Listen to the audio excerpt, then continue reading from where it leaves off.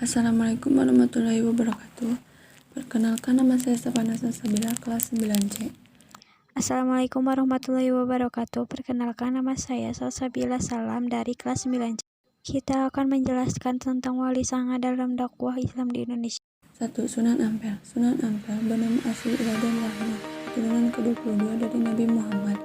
Menurut riwayat, ia adalah putra Ibrahim Zainuddin Akbar dan seorang putri Campa yang bernama Dewi Chandrawulan. Putri Raja Campa terakhir dari dinasti Ming. Sunan Ampel dilahirkan di Aceh tahun 1401 Masehi. Sunan Ampel adalah pendiri pesantren Ampel Denta. Di antaranya murid-murid beliau adalah Raden Paku, Raden Patah, Raden Makdum Ibrahim, Syarifuddin, serta Maulana Ishaq. Sunan Ampel termasuk perancang kerajaan Islam Demak dengan ibu kota Bintoro. Beliau wafat di Surabaya pada tahun 1981 dan dimakamkan di Ampel. 2. Sunan Gresik. Dia dikenal dengan nama Maulana Maghribi, Syekh Maghribi, serta Syekh Jumadil Kubro. Beliau dianggap sebagai orang Islam pertama yang masuk ke Pulau Jawa serta kedatangannya menandai permulaan masuknya Islam di tanah Jawa. Sunan Gresik meninggal pada 12 Rabiul Awal 882 Hijriah atau 8 April 1419 dan dimakamkan di Gapura, Wetan, Gresik. 3. Sunan Bonang. Sunan Bonang lahir di Surabaya pada tahun 1465 dan wafat tahun 1525 di Tuban. Beliau dikenal dengan nama Raden Maulana Makdum Ibrahim. Beliau merupakan putra dari Sunan Ampel sekaligus saudara sepupu dari Sunan Kalijaga. Sunan Bonang dianggap sebagai pencipta gending pertama. Beliau berdakwah di daerah Tuban dengan menggunakan media wayang dan gamelan sesuai dengan kegemaran orang Jawa. Beliau juga yang mendidik Raden Patah hingga menjadi raja kerajaan Demak. 4.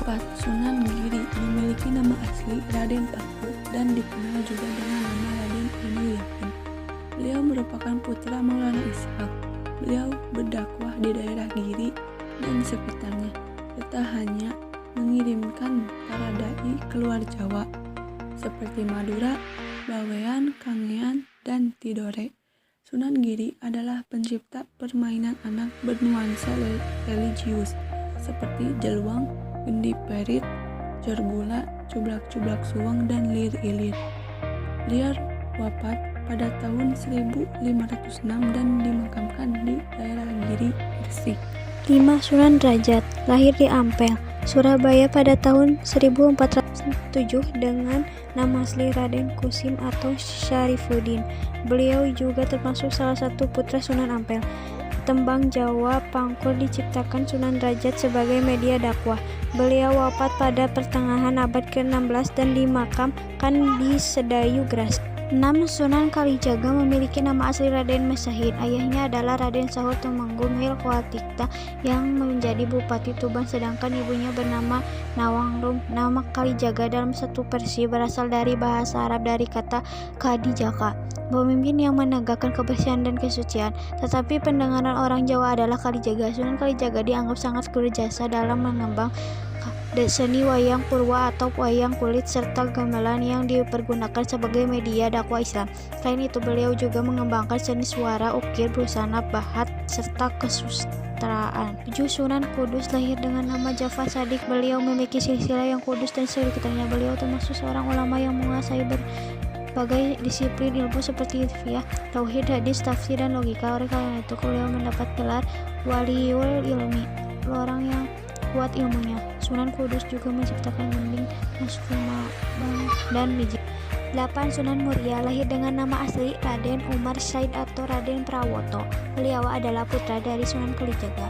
Dalam berdakwah, Sunan Muria cenderung memilih tempat yang jauh dan terpenuhi dengan menyelenggarakan semacam kursus keagamaan bagi kaum pedagang, nelayan, dan rakyat biasa. 9. Sunan Gunung Jati memiliki nama asli Raden Syarif Hidayatullah. Beliau lahir di Makkah pada tahun 1448. Beliau merupakan cucu Prabu Siliwangi, Raja Pajajaran. Beliau berdakwah mengajarkan agama Islam di daerah Cirebon, Majalengka, Kuningan, Kawali, Sunda Kelapa, serta Banten. Sekian, terima kasih.